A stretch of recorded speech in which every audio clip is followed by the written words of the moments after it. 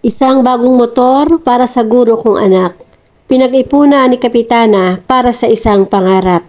Dahil noon, mountain bike lang ang hinahangad, kaya ngayon, todo na ang level up.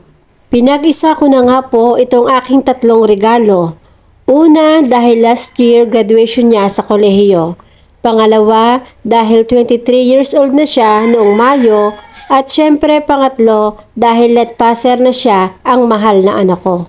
Pero bago ko ipagpatuloy ang aking videong maganda, kung bago ka pa lang dito sa aking vlog, ako nga pala si Kapitana, ang kapitana ng lipa na hindi namimigay ng ayuda. Hindi naman ho maikakaila na sa pool sa simula, hangad ko na mapasaya ang aking pamilya. Lalo na ang aking anak na ngayon ay isang guro na. Ari nga ho pala ang motor na sorpresa ko sa kanya pero alam niya. Ito nga ang bunga ng pagpupuyat ko sa gabi. Ang mag-ipon ng dollar para ako'y may mabili. Meron naman pera at hindi nga natanggi pero hindi sapat, hindi ganong kalaki. Dati kay Kapitana ay walang naniniwala. Di man nila sabihin ay aking halatang halata. Mahirap maging vlogger kapag nagsisimula pero pinaghirapan ko nang ako'y may mapala. Ito nga po pala ang aking pangsiyam na sahod mula nang ako'y magsimula dito sa Facebook. Di man kalakihan, di man kabunggahan, pero ang saya ko'y wala talagang paglagyan. Dumaan man ako sa maraming pagsubok, hindi ko hinayaang buhay ko'y malugmok.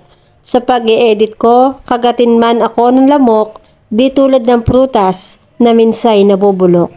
Kapag ako'y kumukuha ng ganitong kalaking pera, hindi ko mapigilang maiyak sa saya.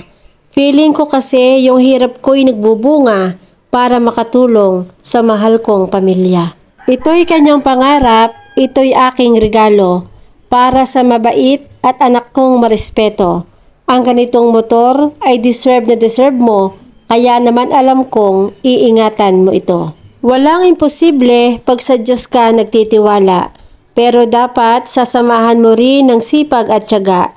Dati ang sana all, naririnig ko sa iba, pero ngayon ako na ang sinasabihan nila. Alisin mo ang inggit, ang isang toxic na ugali. Huwag mong hayaan na ito'y manatili. Uunlad ka din, sabihin mo yan lagi, para sa iba, huwag tayong mahihili.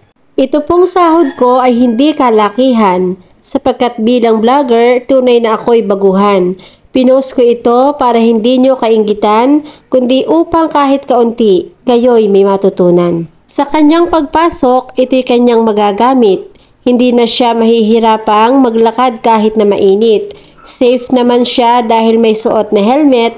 Mag-ingat ka lagi, ang bilin kong paulit-ulit. Maraming salamat o Lord sa biyayang ito. Wala itong lahat kundi dahil sa iyo.